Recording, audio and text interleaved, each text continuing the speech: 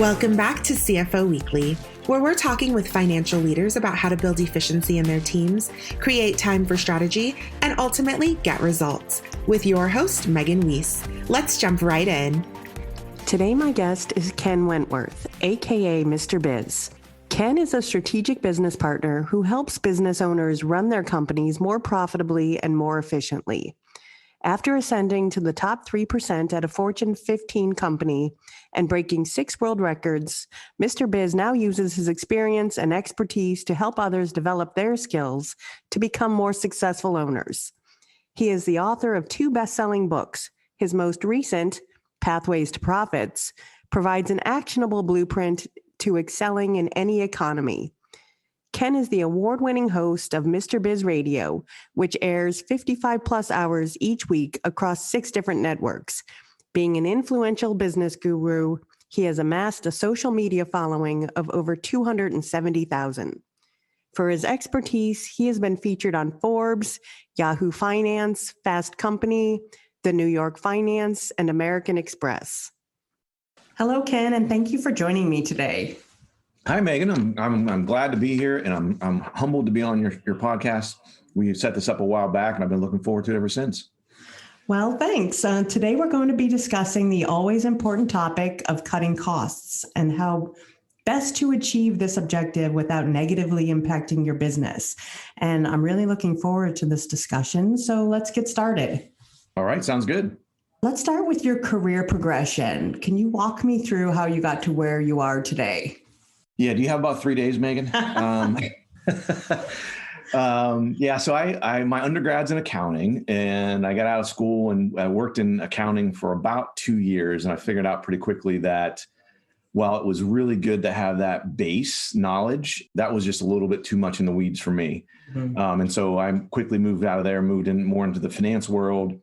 From there, I became an investment analyst. So I worked at JP Morgan for 20 or so years. And so I was able to do all of this within that one company. So move around, obviously the umbrella is giant. So worked again, accounting, went into some different finance roles, became an investment analyst where I worked on the fixed income side and really cool stuff there. And then I moved back into the finance world and became a CFO for a bunch of different businesses under the JP Morgan umbrella. And then worked in the ops world for a while, just kind of an odd not odd transition, but a little bit of a unique situation where I was CFO of a business and the COO unexpectedly resigned. And I had been grooming someone to take over as CFO for me.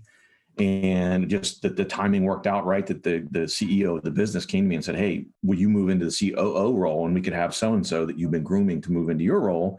So it was actually pretty good career progression type of thing, especially for the person that we had been grooming to be CFO. So worked in operations and was a COO for that business for a good while. Learned a lot from that, being able to utilize a lot of my accounting and finance skills, pull that into the operational world. Had a very strong person who was sort of my right-hand person that had much more operations experience than I did. So I learned from him. He learned from me. Different sides of the business was interesting. And then the last several years I was there, I moved into a planning and analysis role and worked in that for, I guess the last maybe 10 or so years I was there, 8 or 10 years, and really enjoyed that a lot. But I just reached a point where I knew that I could be making more of an impact. And I had 2 revenue generating ideas that had been shelved for some of the typical big company red tape bureaucracy type things. And the second one was just kind of the straw that broke the camel's back for me. Not that I wasn't angry or anything. It was just like, I'd always wanted to kind of do something entrepreneurial and had just never done it. I was in line to do it in 2008. And then of course the economic crisis hits, the downturn hits, and I got tapped on the shoulder to do a lot of really cool stuff. So that sort of reinvigorated me in my corporate career. So I stuck around for another 7 years after that. So I left there in 2015 and didn't even know what I do now. Being a fractional CFO was a thing because my entire career I'd been in the corporate world. So learned sort of what that was and what it looked like, and got my first client. And oh my gosh, it was maybe the second week, I think I was on my way home from being on site with that client. And it was just like that stereotypical aha moment. It's like the clouds parted and the sun is shining down and you hear it was like, this is what I'm supposed to be doing. I absolutely love what I do. It's not work for me. If anything, I have to pull the reins back because I enjoy it so much. And so I guess kind of a long-winded answer, but yeah, there's been a lot of twists and turns along the way, but it's been fantastic. I had a great corporate career. I'm very thankful for that. And it led me to be able to do and formed me and helped shape me and to be able to do what I do now. So I'm very thankful for that. Yeah, we've had a few fractional CFOs on the show, and it's something I'd never heard of either. It's an intriguing idea. Yeah. And it's interesting. Again, I had no idea what it was, but once, I was meeting with a mentor and he said, you need to be a CFO for several businesses. And I said, again, thinking of my corporate hat, I'm like, well, how the heck do you do that? Like being a CFO for one business is a, 60-hour plus a week job. How do you do that for multiple businesses? You create hours in the week? Like, is there a new math formula I don't know about? And he said, no, you do it on a part-time basis. And he explained the concept to me and it made a lot of sense. And, the super rewarding part for me is, you have these folks that are really good at what they do, but maybe they don't have the financial knowledge. And so being able to help them and teach them and how to run their business more profitably, more efficiently is so rewarding because they see the benefits of it right, usually pretty quickly. So again, it's very intrinsically for me, it's very, very rewarding. That's awesome. So are there any particular stories or moves that stand out in your mind as turning points within your career? Yeah, actually, it was, I guess, was a little bit sort of pre-career. I was doing an internship during my undergrad, and I worked for someone who I had a lot of respect for, a very intelligent guy. Still, it's been a million years ago, and I'm still friends with him to this day and still go to lunch with him pretty regularly. And I asked him because I had so much respect for him. I said, give me some advice. What should I be doing? I just started my junior year undergrad at the time. And he told me to take every communication class that I could. He said, every elective class you take should be some form of a communication class, because when you graduate, there are going to be a lot of other smart people. How you will differentiate yourself, especially in the corporate world, but I found really everywhere, but especially in the corporate world, is your competition, the folks that you're competing against for those promotions and climbing the ladder and things like that. There are going to be a lot of other smart people. So that's not going to be enough. Being able to communicate. You could be the most intelligent person in the world, really know your material, but if you cannot communicate it effectively, it will absolutely put a lid on your career and it will stymie your growth. And oh my gosh, he was so right. So here I was in my undergrad, Megan, taking speech classes, taking written classes, which I did not really care to do, of course, as a 20-year-old who wants to take those classes when I could be taking like bowling, right? And as an elective and getting an A and help padding my GPA. But oh my gosh, fast forward 5 years and he was 1,000% correct. I'm so grateful for that, that advice he gave me, because that really did separate me, so I was able to ascend the corporate ladder very quickly. And I lend it a lot to not just hard work and everything. I mean, again, everyone can work hard, but those communication skills were so critically important for me that helped me. Again, I think that if I wouldn't have gotten that advice, I'm sure my career would not have turned out the way it did. And the growth would have been much slower and all that kind of stuff. So yeah.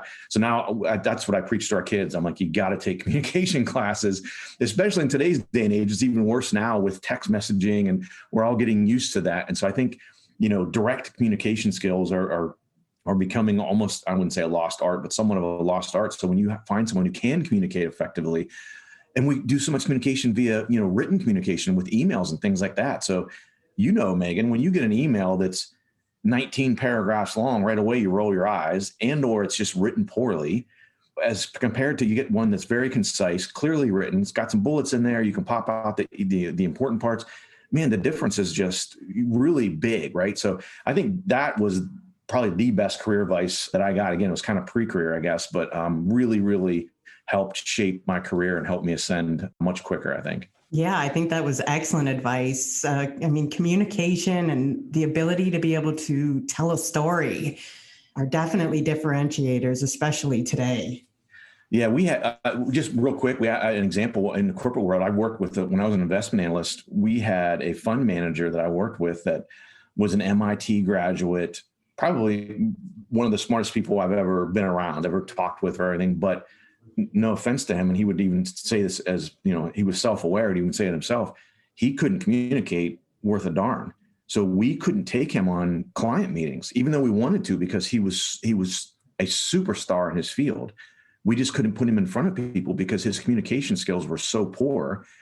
And so it was a good thing that he was really, really good at, being a fund manager, but he could have done a lot more things and gone up sort of on the administrative side and become a chief investment officer and things like that. But because he didn't have those communication skills, it just, again, kind of put a lid on his career as far as where he could go. Yeah. I mean, when you're an introvert and, not used to dealing with people and don't like dealing with people and aren't a good communicator, then you're definitely very limited in your career path. Yeah, for sure. No, absolutely. And again, as the light bulb went off, as I got into my corporate career and I started to see and reap some of the benefits of having taken those communication classes and seeing the difference between myself and some of my peers and, folks that I was coming up alongside in the corporate world, it really, that light bulb just got brighter and brighter of really hit home to me that how important that was. So tell us about Wentworth Financial Advisors. Yeah, Wentworth Partners. So really what that is, that's my first business I started, and it's the fractional CFO, part-time CFO business. I work with business owners, help them operate their companies more profitably, more efficiently. As I like to say, I turn problems into profits. Think of, and I always use this silly example, but think of, Paul the plumber, who is a master plumber. He's been a plumber for 20 years, 30 years. He's really, really good at plumbing, but maybe he doesn't have the business experience. And so maybe he's doing okay, but he could be doing much, much better if he was managing his business more profitably, more efficiently, knowing some of the things he should be looking for and things like that.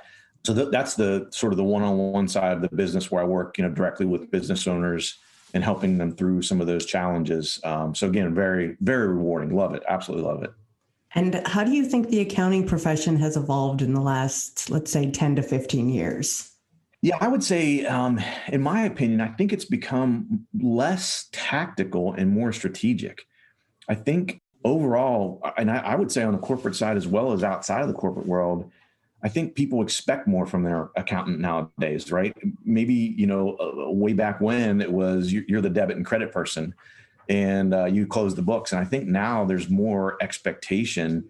And I think, for example, I think the role of controller and CFO have become more blended. And I think, at least when I was in the corporate world, there was definitely a dichotomy between, when I was a CFO and I had a controller, there was definitely a dichotomy of responsibilities that were very much, accounting on one side and very strategic financial on the other. And I think those roles are starting to get a little more blended because I think, again, I would say that people expect more strategic vision from their accountant now than they probably did, like you said, 10 or 15 years ago. Yeah, would definitely agree with that observation. So in your experience, how do you think organizations get cost cutting wrong?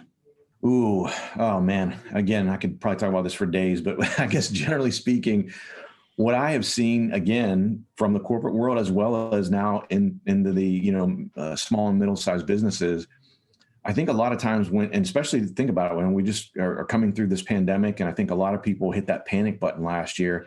And the biggest mistake I see, to answer your question, is really just making across the board cuts.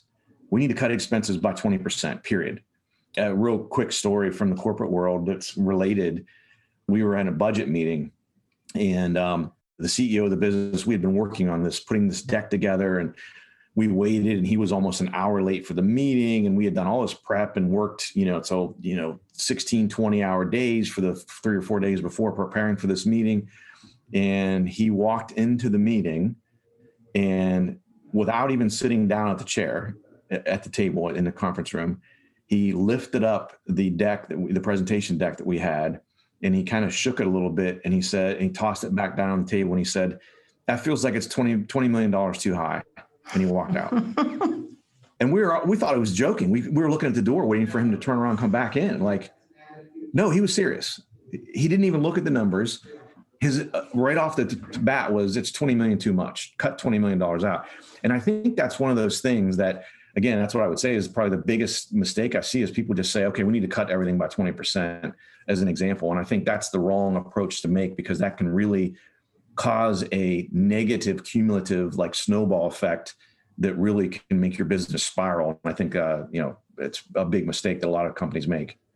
So where should CFOs be looking to cut expenses? Yeah, in my opinion, especially when you're looking to cut expenses, right? So that would tell me in most situations when you're looking to reduce expenses, you're probably in a scenario where your revenue is down, and that's why you're doing it, right? So one of the most important things I think is you have to keep in mind, you want to keep the existing pipeline of revenue flowing, because again, if you cut across the board, you may be making reductions in expenses that are drying up your pipeline. And so now, again, as I was mentioning before, the cumulative negative effect. So now you're cutting expenses that are impacting sales and decreasing sales further. So now your revenue is down further. Now you have to cut expenses again. And then you do make the same mistake. Now you just continue to make the same mistake, and it compounds each time you do it. So really for me, I look at two things. We go through the exercise and we literally pull out the P&L on every expense line, and we say, okay, we grade every expense line. Does it have a direct, indirect, or no impact on two things: sales or revenue, and existing customers, customer service? Because that's the second part you don't want to forget, right? Some people get the first part and they go, oh my gosh, I don't want to cut this expense because that's going to hurt sales. Okay, they get that part. But what they forget about sometimes is customer service. You don't want to lose the existing customers that you worked your tail off to get, right? Everyone knows how difficult it is to get a new customer and the cost associated with that. So the last thing you want to do when you're cutting expenses is to, reduce things that may, make your retention rates go haywire and you lose some of your existing customers. And so those are the areas that we look at, and we literally score them a 1, 2, or 3 between, having zero impact, indirect, or direct impact. And so, obviously having a score of a 6 would mean it has a direct impact on sales and customer service. Those expenses, we stay the heck away from them. And that's the absolute last resort. I don't want to touch those if at all possible, because I don't want that pipeline to dry up. So I think those are really important things to keep you out of that negative, snowball impact. So if we specifically take a look at labor expenses, which I know can be, the highest cost on a P&L, where are some good areas that companies can target? Yeah. And honestly, that's a tough one because it depends on the industry, but I would say generally speaking, I would lean back on what I kind of just mentioned as far as the first place I look on in labor expenses is look at anything that's in the cost of goods sold section. Meaning that, again, if you're trying to reduce expenses, my assumption would be that your revenue's down. If your revenue's down, your production volume is probably down. If your production volume is down, you don't need as much cost of goods labor, right? Any of your labor expenses associated with that. And again, it depends on your industry, your company, your niche, et cetera. But I think that's one of the really important things. And the way to do that, I think, is to keep a close eye on your gross margins. And you'll see right away if your volume is down and your revenue and or your production volume is down, and you have not made the appropriate reductions on your cost of goods sold labor, you're going to see that your gross margins are going to start to go crazy on you, right? They're going to start to drop significantly because now you have much more expense. It's not moving in the same line as your revenue. And so one of the mistakes I think that people make, again, going back to what we talked about a little bit ago, is that one of the first places that I see people make reductions, or they look to make reductions, is they say, I can't cut my, let's say you're a manufacturing company, and they go, well, I can't cut my production people, and they cut salespeople instead. And in my opinion, that's the wrong way to look at it, because again, you're cutting that sales staff, which is going to drive that revenue pipeline, that sales pipeline you have, and then you have less sales, which means you're going to have less widgets to produce, which means you need even less warehouse people, right? Manufacturing folks, labor. So I think, and making reductions on the labor side is never a fun thing to do. But I think as far as a strategic most financially beneficial way to look at it is looking at those labor expenses associated with cost of goods sold.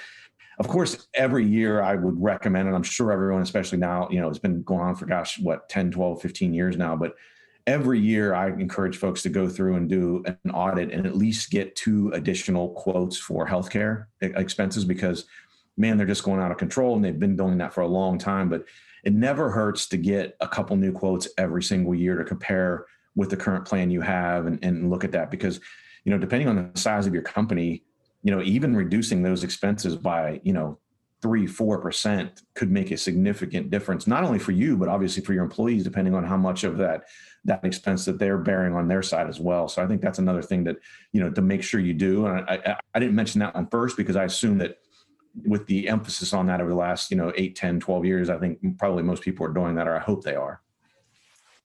Yeah, I know, that's becoming a huge line item and growing quicker than any other line item every year. Yes, definitely. So are there any other like low-hanging fruit buckets that you would point to like that? Or is that the main one that people should be making sure they're checking into every single year? Yeah, I mean, again, as you mentioned, I think with the any kind of health benefits, with the increases and the sharp increases they've had, I think other than making reductions in your actual resources of employees, et cetera, I think that's the main one. And obviously look at that one first, because that may help you save money to not have to let people go or furlough people or things like that, and impact their lives. We went through a situation in the corporate world during the 08-09 timeframe when things were pretty tight, where we made a decision on my leadership team within JP Morgan, as we said, look, we were told on the pools we had for compensation on our labor expense and things, and I said, we're just going to make across the board cuts as far as everyone's going to feel this, not just a few people or whatever. And the reason we did that is, and I got pushback from someone during a all hands staff meeting. And they said, well, geez, I don't know if I'm okay with that. And I said, well, here's the difference. Either we all bear this a little bit, or metaphorically, I stand 10 people up and 2 of you lose your jobs. So do we all want to bear some of this, or do you want to take the chance that you're going to be one of the, the 2 out of the 10, the 20% that we're going to have to let go to reduce expenses? And so again, I think it's, never a good thing to have to do, but I think that's one of the things. On the other side with labor expenses, I mean, again, there's a whole bunch of different things to do there, but really for me, because I'm very cognizant of the fact that I don't want to hurt people. I want to have as little impact on people's personal lives as a CFO as possible from the financial perspective. So, trying the last resort is having to let people go. The second to last resort is furloughing folks, for a period of time. But, even trying to stay away from those, at least me personally, that's kind of how I approach it. So specifically taking a look at the process of budgeting and forecasting, I know it's a problem that organizations will base their budgets and forecasts on historical trends, and maybe they'll carry over unnecessary costs from year to year. So how do they avoid getting into that trap? Yeah, that's a great question. Well, first I would mention is on the small business side, you would be amazed, Megan, and maybe you're aware of this already, but you would be amazed at the number of companies that do not have a budget. And it just blows me away. Literally creating a budget and managing to a budget is one of I call my 3 pillars of financial success. And then so that's where I start with every client. We start with cash flows, number 1, right? Without cash, you don't have a business. So how can we improve that? Even if it's okay, there's probably some things we can make, some tweaks we can make to improve that. The second one is budgeting. And literally, and it's not happened, but for me, if I meet with a prospective client and they balk at having a budget, that's a deal breaker for me, because I know how impactful and how powerful it is. And then the third pillar is pricing and getting your pricing right. But back to the budgeting piece, I think the best way to do that, to avoid having some of the potential bad habits and historicals that carry over, is to focus on your margins. And the 2 specifically, there's a whole bunch of margins you can focus on, but for the sake of brevity, I'll say the 2 you should focus on are your gross margin, which is less important to me. Net margin is the most important. And let me tell you why. So obviously on the gross margin side, creating the budget, when we create budgets for clients, we start with the revenue goal. What is the revenue goal for the year? Your cost of goods sold, you should be able to drive right off of revenue. And then once you do that and you create that sort of draft, check your margin, check your gross margin. Is it where you want it to be? Is it where it should be for your industry? Is it where it should be compared to the last year, the last 2 years, the last 3 years? Are you making progress towards your goal? So I have a client, for example, that we're in a 3-year process to get to a 56% gross margin. We started at 42%. Which was not good at all. When I first started working with them, they were at 42%, which for their industry is not good at all. And so over 3 years, we budget and we've been inching along, making up that 14% gap over 3 years. So now when we create that, we look at the gross margin and make sure the budget reflects where we want to be for that year. So for example, this year for 2021, our goal for gross margin is 52%. It was somewhere shy of 52%, 50.5% or something. So we made tweaks in the budget to make sure that our budget reflected the goals we had for gross margin. The other piece is, so typically that's not where you're going to see some of the negative historical things fall through. It can carry through, I should say. You'll see it more on the administrative side below cost of goods sold. And the thing there is that is net margin. You can find out pretty quickly if your net margin, where is it at versus the last year, the last several years. And if it's dropping, obviously that's a problem. That's not what you want. And it's probably because you're carrying over some of those, some of the bad habits from the past. So, again, we start with revenue, we go to cost of goods sold, then we check our gross margin, make sure it's at the target levels we want. Then we dig into admin. Now, I think you do need to use, obviously, historical expenses as a guide on your administrative expense. So, for example, how how much your rent is, so you're not just flying blind. But I think really going through that and comparing year over year, so last year versus this year, when you're creating the budget, are we up or are we down? Are we comfortable with that? Why are we up or are we down? Because, for example, you may have reduced something that maybe you didn't want to, like say marketing and advertising. So I guide people they should spend typically between 2 and 8% of their gross revenue on marketing. So we check that every year, depending on the company and where they're at. If they're in growth mode, we want to spend on the higher end of that scale. If they're not, I don't like going below 2%, because again, that impacts that sales pipeline. If you're getting return on your marketing and advertising, if you're not, shame on you. You should be tracking that, monitoring it. So that's another thing that we check. And so you may have made expense reductions in your budget to get to a certain margin level or whatnot. And then you may check and say, oh gosh, that's going to cut us down to 1.5% of marketing spend. That's not where we want to be. So we need to increase marketing and make reductions elsewhere to sort of pay for that. So that's sort of the way I approach it, and try to stay away from carrying over any historical bad habits that we've had. And you mentioned pricing. So do you have any tips on how to get that component right? Oh man, again, this is one of those topics. So I talk about all the time. It's in the pricing side, the primary thing that I see that's a problem is, I call it the silent business killer. And the silent business killer is that almost every business that I have ever worked with has at least one product or service that they provide that at best is break even. In most cases, it's losing them money. And I call it the silent business killer because, of course, the owner says, Ken, why would I purposely have a product that was unprofitable? Well, you wouldn't, but it's there. You just don't know it. And so think about that scenario, Megan, where you have a product or service like that is maybe losing 5%, let's say. And in most situations, the unfortunate part is that's your highest volume product or service. And it's the highest volume because it's priced too low. So you sell it like crazy. Well, think about that scenario. The more you sell, you're running in quicksand. You're running faster and faster and faster. You're selling more and more and more, and your bottom line is getting worse. And intuitively, it doesn't make any sense. My revenue is going up, but I'm losing more money, or my earnings are going down. What the heck is going on? That's the silent business killer. And just the sheer fact of getting rid of that, think of the impact that has. And when I say pricing, I don't mean just, across the board, oh, let's increase all our prices 10% or 15 or 20% or whatever. No, the sheer fact of peeling back the onion on every single product and service you have and making sure and knowing the margin that you're making on every one of those products and getting rid of the ones that are either break even or unprofitable. I shouldn't say get rid of or change the pricing on it to get it to where you want it to be. But just getting rid of that product or service that you're selling that's losing 5% every time you sell it, think of the impact. You could have less sales, but your net income goes up.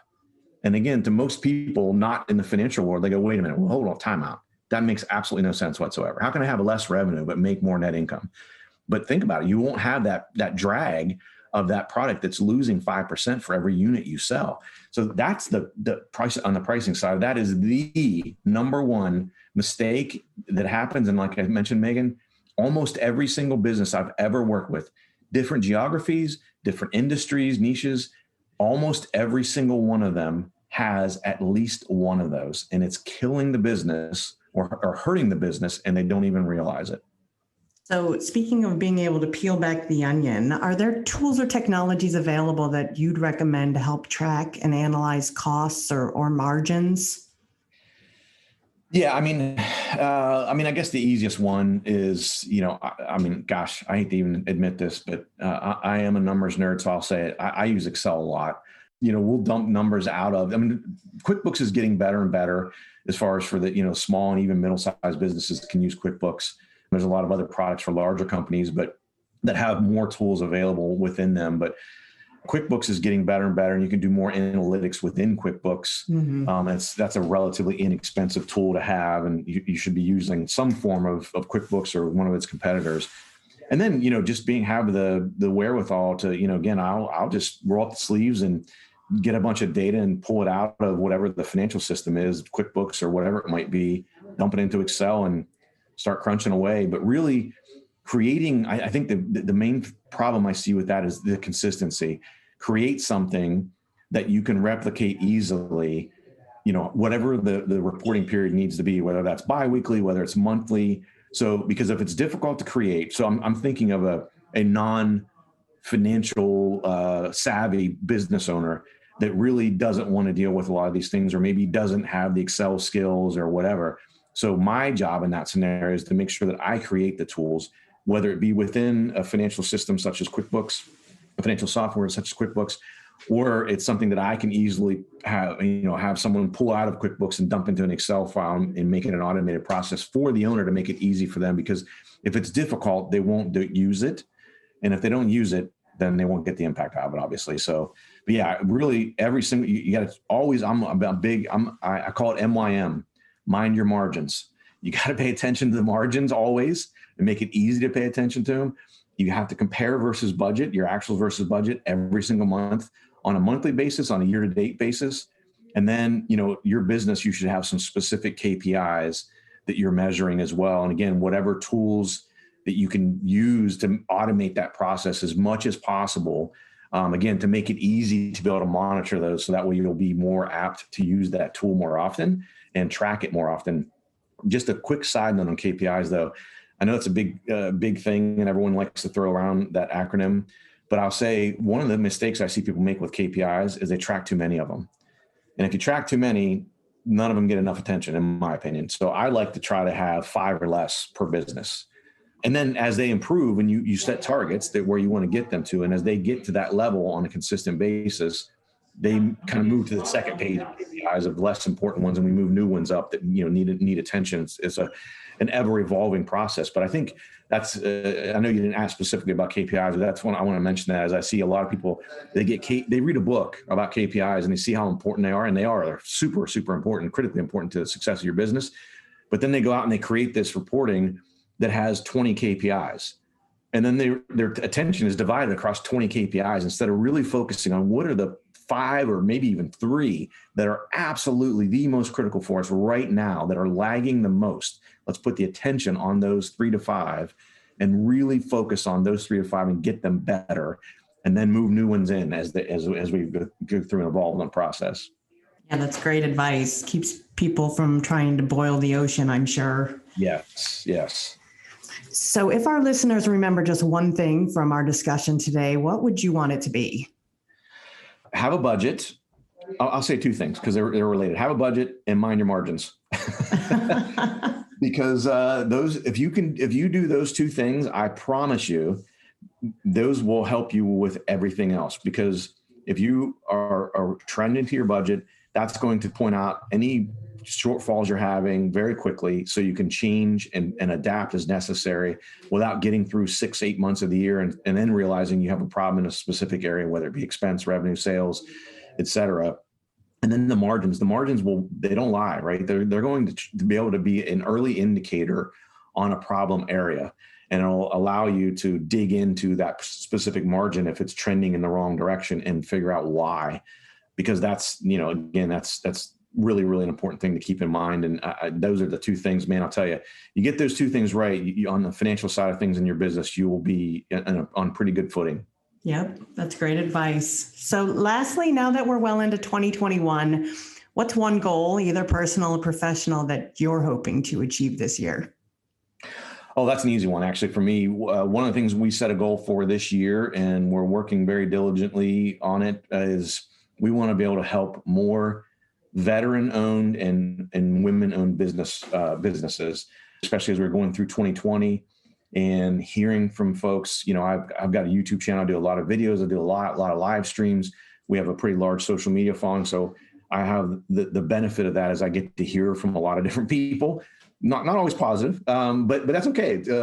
Criticism is good, right? You can learn from it. But and what I found was over and over, I see that I think those two areas that I'm very passionate about: helping veterans, helping women business owners, and I found that in 2020 they're absolutely being underserved. And so that's the one big goal that I have, is helping those two specific groups in 2021 and making a bigger penetration into helping them. Yeah, that's a great goal. Ken, thank you so much for joining me today. Yeah, absolutely. Thanks for having me, Megan. I'm really glad. And like I said, I'm honored to be on your podcast. Yeah, I've enjoyed speaking with you and hearing about your experience and advice on how to effectively cut costs and just generally manage your business. So to all of our listeners, I hope you've enjoyed this episode as well. Please tune in next week. And until then, take care of yourselves. If you're ready to boost efficiency and streamline your accounting processes at significant cost savings, it's time to talk with Personiv. Their people-powered solutions have transformed the delivery of back-office tasks and general accounting functions for decades, partnering with clients to provide everything from accounts payable to payroll services. See what Personiv can do for you by visiting personiv.com. You've been listening to CFO Weekly, presented by Personiv. Please subscribe wherever you get your podcasts to hear all of our episodes. Want to learn more? Check out personiv.com. Thanks for listening.